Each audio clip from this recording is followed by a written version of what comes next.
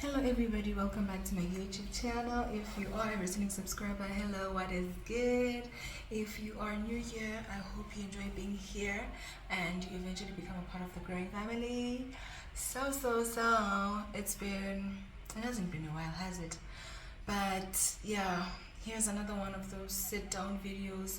This one's a little bit different because it's not on, maybe it is on a certain topic that I've prepared um, on, but rather it's me here talking about the reality of what it means to be a child of God and what it does not mean to be a child of God. This is coming from a place where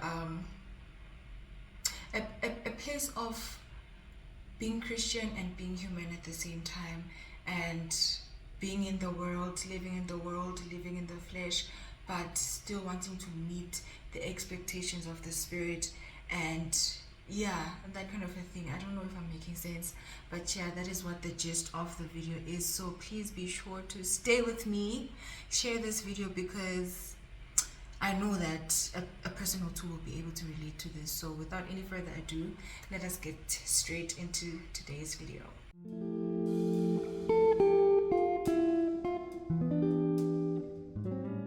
So most people think that once we declare that we are children of God, we have somehow declared that we're supernatural beings, and that is not the case. Yes, we are different from any other human being and we are set apart, but that doesn't take away the fact that we are human. The expectation is high, reasonably so, because that is the standard, but that does not make us an exception to what every other human faces. If every other human faces temptation, we are not exempted from that. If every other human faces lust, for example, we are not exempted from that. If people sometimes backslide, we are also not exempted from that, just because we have declared that we're children of God.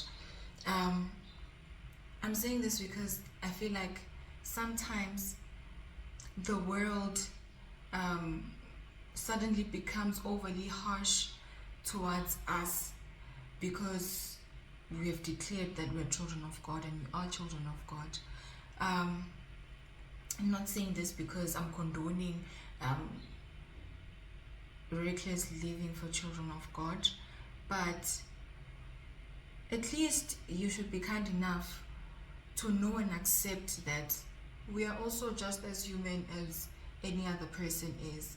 We are also just as human as you are, that kind of a thing. And I think that is what makes most people to be afraid to take a step forward and actually accept Christ. Christ may have spoken from them, the word may have touched them, but because they are scared of the unrealistic expectations that will be set before them now by society, they decide to hold back. For example, okay, I'll just make an example of me. I'm a person who boldly comes up front and boldly speaks of Christ and boldly confess that I'm a child of God. But now I can't now say that because I have done that, I am any different to any other person. And what I've done is nothing out of this world. It's just a matter of accepting Christ into your life and living according to his standards. Okay, because that is that. Okay, now they are okay. Even the word says that see we are surrounded by a cloud of witnesses. That is true, right? But then that does not mean that whenever I fall short of the grace or whenever I fall into temptation, then people should rub it all over my face. Okay? Stop rubbing it on people's faces. You tend to hear comments lafana noguti, oh, she can't yena because she's the prayer warrior, not yena because she's the YouTuber that speaks of Jesus, not yena because she's, you know, not her, every other person but not her, you know, because that kind of a thing destroys the believer in a way that you cannot even imagine, because we are not only dealing with that, so it's like the pain is 2 times more, because on top of having to deal with that, you also have to deal with the fact that you are guilty of what you've done, you regret, because most of the times you know that God had spoken to you, but somehow you still fell. So now having to pick yourself up with people around you who are making a mockery of your situation does not help at all. These are the reasons why people backslide and never even come back. Some other people can't even take the pain to the extent that they even think of committing suicide, you know, because of the shame that people pour onto them, the embarrassment, the fact that they know that people will talk, and that kind of a thing. I don't think it's something that we can do anything about, because it's something that has been there. It has always been there. When our great grandmothers and great grandfathers got saved, it was there. It's just how human beings are. It's just the nature of a human to find joy in another person's pain for some reason, and it's mostly the non-believers that make it a point that they're trying to prove it so hard that uNkulunkulu akekho, if ukhona ngani musibozi bani bani, ngani musibozi bani bani. And for the very fact that they're trying so hard to prove that point, it means that there is that unsettling thing they have within them, that this God lives. But because they are denying that fact, they try to find each and every single loophole that they can use to put the gospel of Christ to shame. And for me, that's the very reason why I started this YouTube channel. As a young girl, I never had a role model, you know. I would hear people say that, no, it's good to have a role model. They would even preach about it at church. Have a mentor, someone you can talk to, someone you can look up to, and as a little girl who was trying so hard to do everything within her means to, you know, make sure that she's on the right path, I wanted to grab that as well, you know. So now looking around, I couldn't really find that one person that I could safely say, I want to be like so and so when I grow up, or I want to be like sister so and so. I like how she serves God, I like her faith in God, and all that. So because I couldn't see that, for a certain period of time, I kind of thought there was something wrong with me, or maybe the standard that I'm looking for is way too high, only to find that the standard, there's nothing too high about the standard, because the standard was the word of God. And if the word of God says, it says, if the word of God says don't steal, it means don't steal.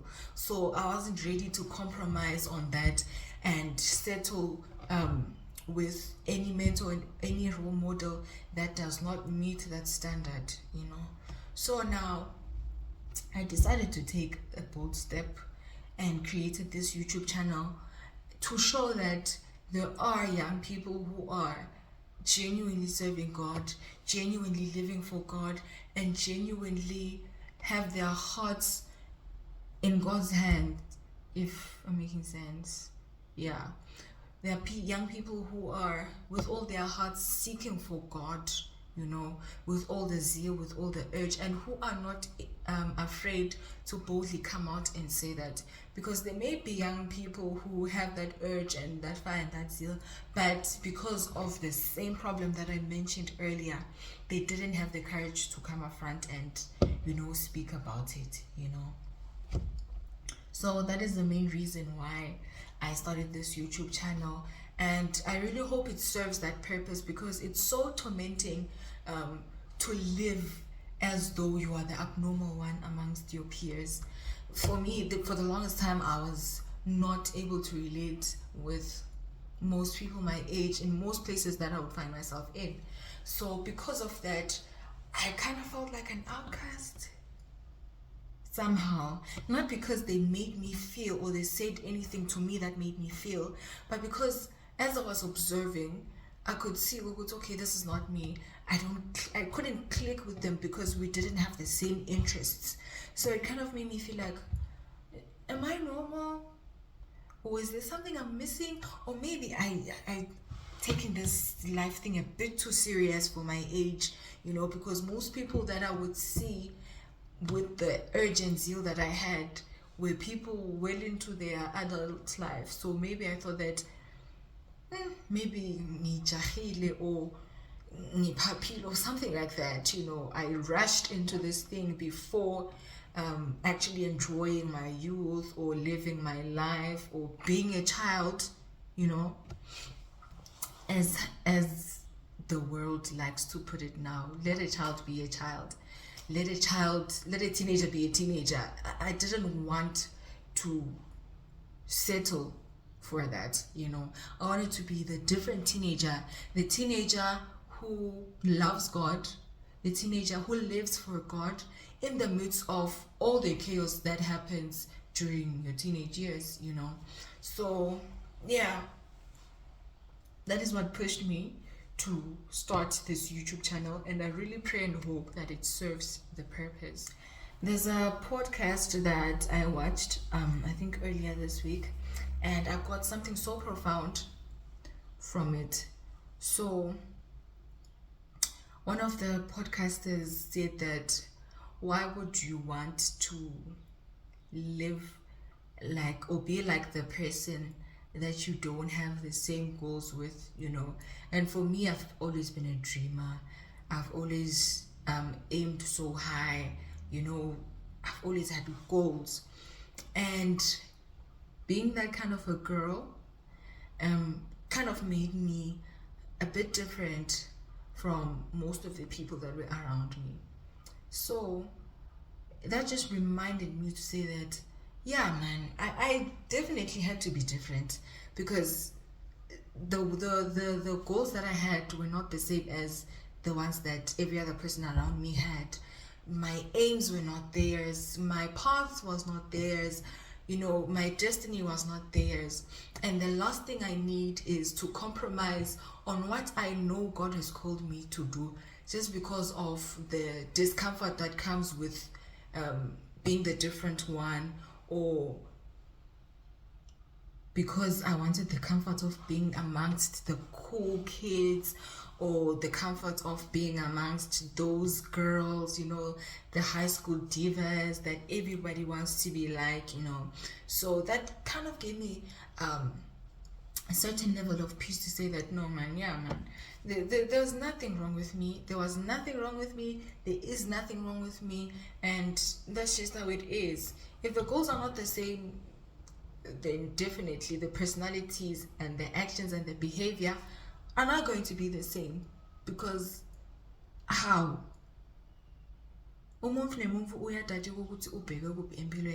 And I just like to encourage somebody who feels the same way as I did. Please don't beat yourself up for being you.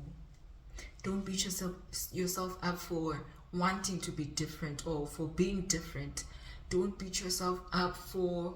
Don't even feel guilty about it. Trust me, the fun that they claim to be having is not even really worth it. Trust me. It's not worth it because it comes at a cost, and the cost is what is not worth it. The fun is short-lived. That's the sad part. The fun is short-lived, and the consequences may be lifelong. So you pick a battle. The discomfort, or have fun and regret later for the rest of your life. So that is what I told myself. This is who I am. If I'm boring to the next person, that's okay. I mean, we're not always going to have the same sentiments. We're not always going to be on the same page as people. And that is what makes the world, But I am definitely not going to compromise, because of how people feel about the way I'm living, or because of how I feel, the discomfort that I'm feeling from the way that I'm living as compared to the rest of the other people. So that is what I wanted to share in this video. In a nutshell, that is what I wanted to share. My mind is all over the place, but I hope that this made sense, and I hope that this speaks to someone. Where now who is afraid to declare your love for Jesus in public because you're scared of people? People won't help you with anything, right? And if anything, declaring your faith in God helps you a great deal. It kind of serves as a form of accountability. So because you know that you are surrounded by people who are witnesses. And trust me, being a child of God is rewarding. It's fulfilling. It is it's everything, man. I can't explain the exact feeling, but it's everything and more, especially as a young person. You just get to experience the things that no other person experiences, or you get to experiences that a very few people tend to experience because of how normal sin has become, you know. So most people don't get to see that side of God, or most people don't get to see that side of life because they are not surrendered to God in their youth. They are you know. And yeah, man, I can tell you safely that life is great on the other side, on this other side. It's so fulfilling, it's so peaceful, it's so rewarding. There's just nothing to worry about because you know that God has got you. You really know that God has got you. And with all the pressure that it comes with, I can't lie, it does come with pressure, but it's really worth it in the end.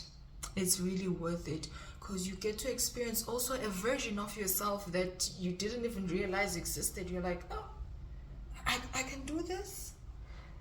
This is how deep it can get, because a relationship with God is so vast. You know, there's so many aspects to it. It can go so deep, so high. It's just so vast. Experiencing different parts of it each and every single day is just so refreshing. It is so refreshing and so fulfilling, you know. So I definitely encourage you to take that bold step of faith like I did. I mean, I was looked at, I was like, oh no, it's because she's still young. She must wait for her mid-teens. Mid-teens came on. No, she must wait for her, you know, until the hormones kick in, or the sinful nature of a human being kicks in, or let her just wait for the zeal to calm down. She's just excited and whatnot. She hasn't seen life. But here I am, still standing by the grace of God. This goes to show that if you put your mind into something, you are unstoppable. With God also by your side, for God, you are unstoppable. Trust me, you are unstoppable. Giving my life to Christ was the best thing that has ever happened to me, because every other thing that I am came because I'm a child of God, you know. Every other capability that I have came because I am a child of God, and I declared that publicly. For me, it worked wonders. It boosted so many aspects of my life, including my confidence, you know, knowing that you are the different one. You are doing something that very few people are doing. You are doing something that you know that your Father in heaven is proud of you about. There's no feeling that can compare. Take it from me. There is no feeling that can compare. So with that being said, that is the main gist of what today's video was about. I don't know where the urge to make this video came from, but like I said, I came back from church, pulled a chair and sat down and said, I'm recording this message. So I didn't even have to think much about it. It's something that was placed in my heart and I immediately delivered. So I hope this touches your heart, and I hope you do something about it. If you are the bad guy, that steps on the children of God. Hey, it's not a threat, it's a promise written in the word. So yeah, with all that being said, thank you so much for watching this video up to this far. Please be sure to like, share, subscribe, share. It could change someone's life, so please do share this video. And until next time, bye.